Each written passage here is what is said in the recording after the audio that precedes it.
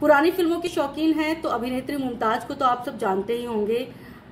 30 सालों तक इन्होंने हिंदी सिनेमा में काम किया, एक से बढ़कर एक फिल्में की।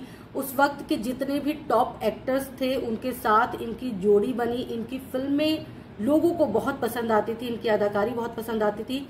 इन दिनों मुमताज जो हैं वो सोशल मीडिया पर काफ़ी एक्टिव है, मतलब इतनी एज होने के बाद भी वो पूरी एनर्जी के साथ सोशल मीडिया पर दिख जाती हैं।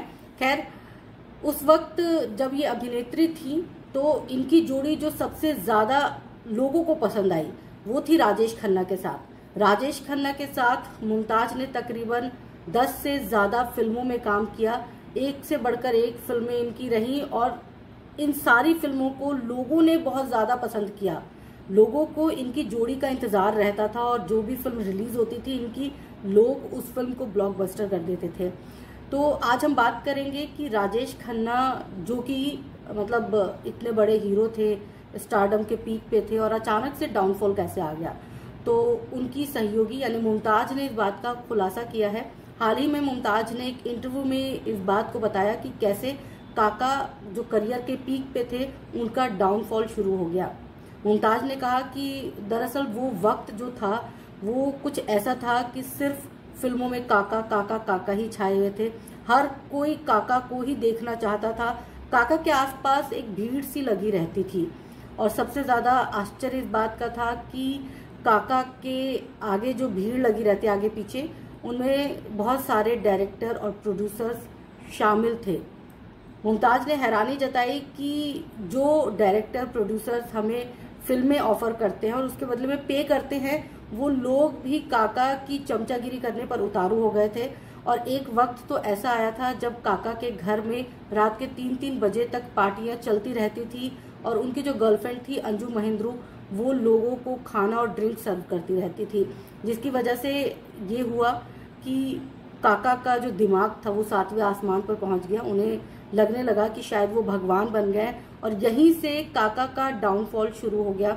काका ने जब खुद को भगवान समझना शुरू किया तो उन्होंने अपने काम पर कम फोकस करना शुरू कर दिया और जिसकी वजह से जो नए एक्टर्स आए थे उनको मौका मिलना शुरू हो गया। एक वक्त तो ऐसा आया जब काका जो है सेट पर बहुत लेट लतीफ पहुंचते थे।